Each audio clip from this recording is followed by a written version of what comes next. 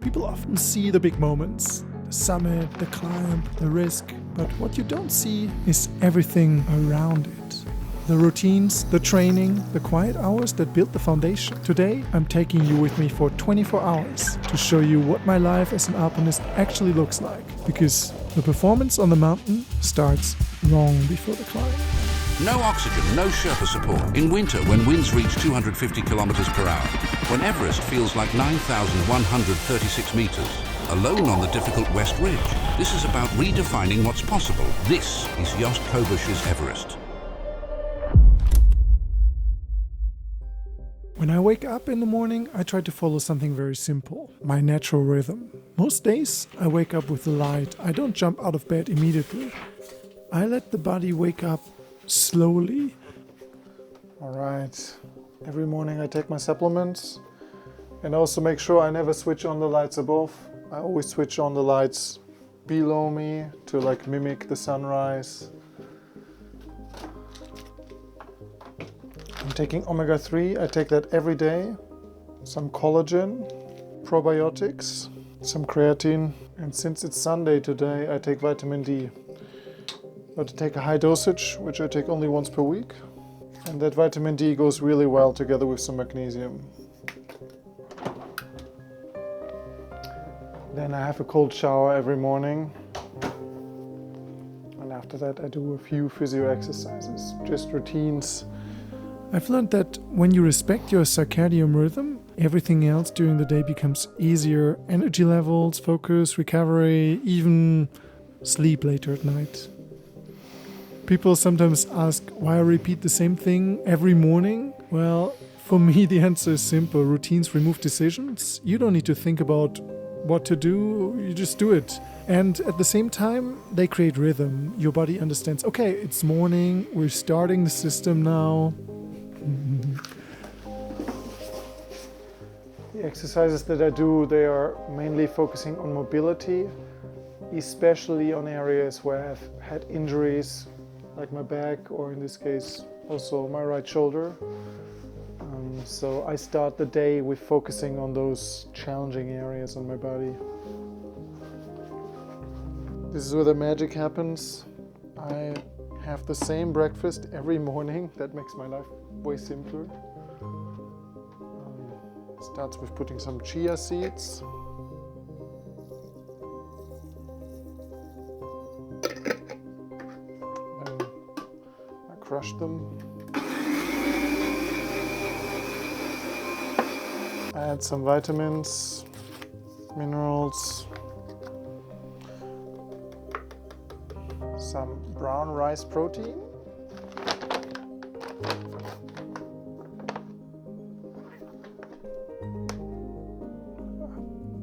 moving dangerously here. And for optimum bioavailability, I'm also adding some pea protein. It's a 2-to-1 mixing ratio because it's plant protein, so I need to mix it in a way that the amino acids are really available for my body.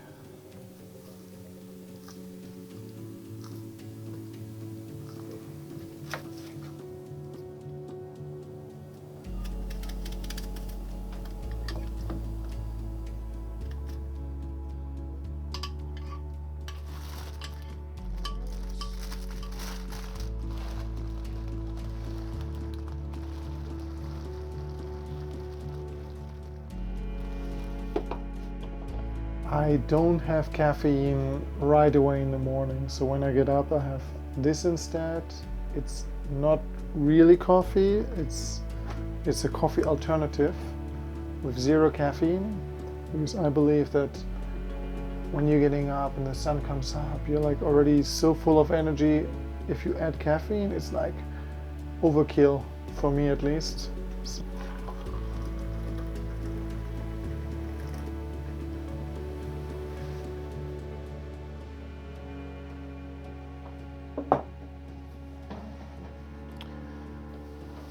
This is the first moment my phone goes out of flight mode.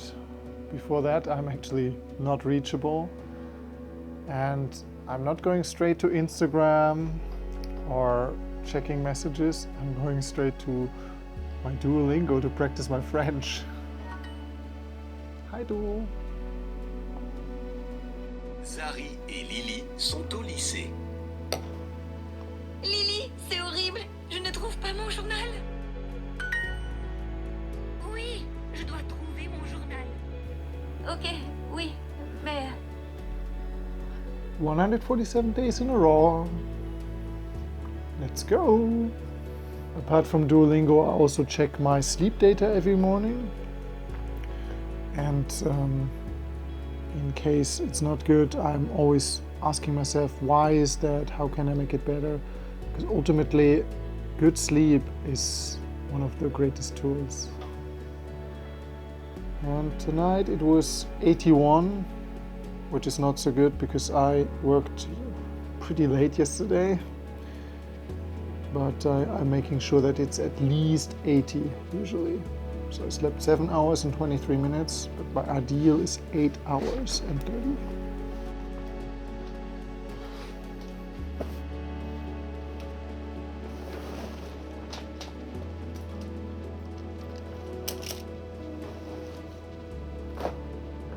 So for low intensity, long endurance workouts, I make my own sports drink. I also take it for climbing. It's actually very simple.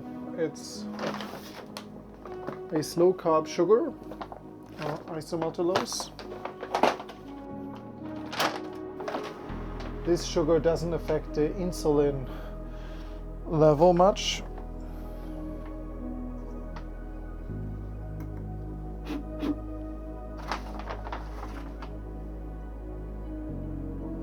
Some magnesium, calcium, kalium, zinc. A bit of stone salt.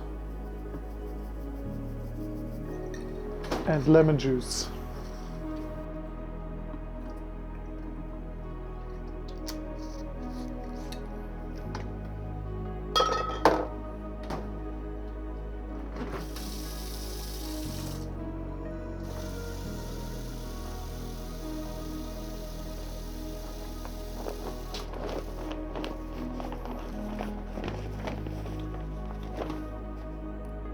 First training session of the day is a climbing session, quick indoor session, and then there will be a lunch break. And after lunch I go for outdoors.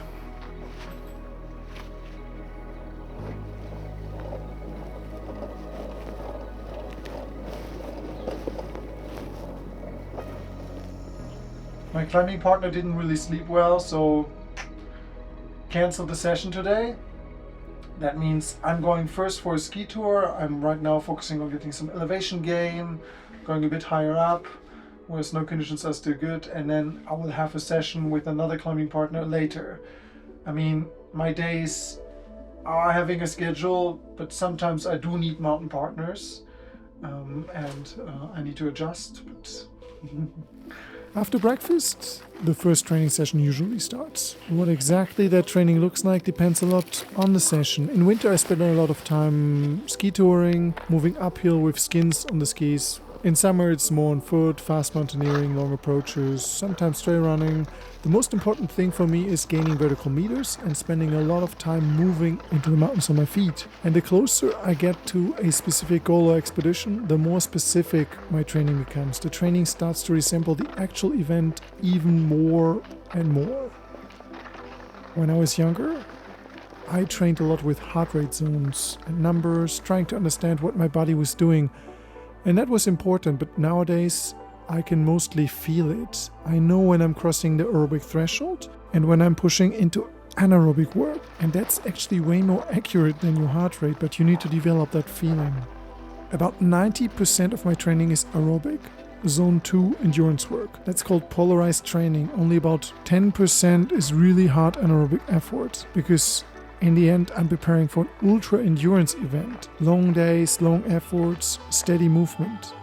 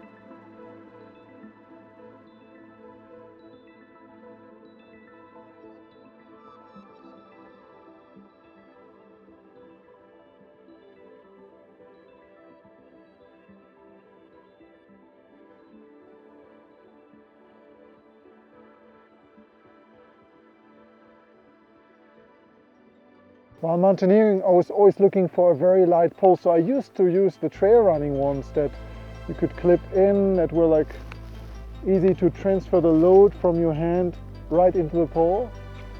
But they were not strong enough and they had a small snow plate. So we made this one. It's a prototype right now. That is really good for mountaineering. So I can go on snow, it's a bit stronger, I can clip in, and it's easy to fold them when you have gloves on. Well, let's go down. I still have a dinner to prepare and a climbing session to do. After the climb or the uphill training, I come down again. In winter I often ski down, but sometimes now I also take my paraglider. The paraglider is actually great training. First of all, I can carry more weight, which is more realistic because as an alpinist you're always carrying equipment. And it adds another dimension, flying down from the mountain. The kind of paragliding I enjoy is very simple. I don't really want to sit in the air for hours. I like to launch from a summit and fly down. Fast, efficient, sometimes with a few dynamic turns. I enjoy feeling the wing, feeling the forces, a few sharp turns, a bit of speed, and then landing back in the valley. Those little moments, they're actually what creates happiness. I don't think happiness comes from one big moment. It's all the small ones during the day.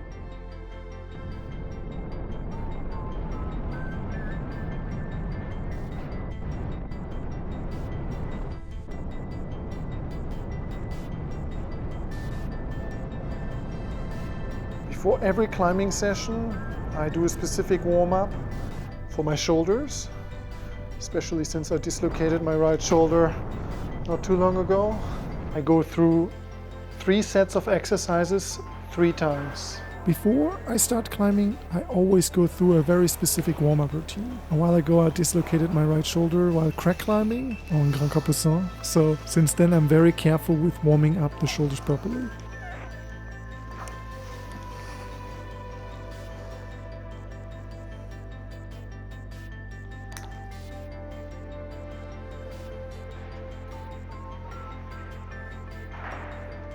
After that, I start climbing on very easy routes. On that very first very easy route, from the 5th quick draw onward, I start taking faults. That surprises people as well, because they're seeing me free soloing and they think I'm completely fearless. But the truth is actually the opposite. I'm scared of falling. I'm scared of heights. When I was a kid, I couldn't even jump from the 3-meter platform into the swimming pool. So climbing for me has always been about facing fear. And in order to face it successfully, I have to face it regularly. Every time I go climbing, I take faults. I start with very small faults and then slowly increase them step by step. Eventually, that fear becomes familiar. It's like putting on a t-shirt. The fear never completely disappears, but instead of fighting against it, I learn to work with it. After that, I usually climb a lot of volume, meaning easier routes, but many of them. Right now, I'm just finishing the ice climbing season, which means I haven't been rock climbing much recently. I've mostly been climbing on ice tools. So this period is always a transition back into rock climbing, and I actually love that change. That's one of the things I enjoy most about my life. The seasons constantly change the activities. Ice climbing turns into rock climbing, skiing turns into mountaineering, flying becomes part of training. It's always evolving. Believe me, it's never getting boring. In the evenings, because I live alone, I try not to spend too much time by myself. I invite friends over for dinner or I meet people outside. I did spend quite a significant time in Japan when I was younger. They do say in Japan, if you eat alone, you become depressed. And I think there's truth in it. All right, the training day is done. Now I have some friends over for dinner.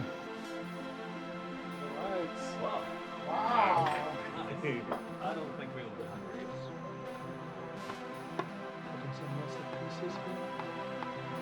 think it's still a little bit identical.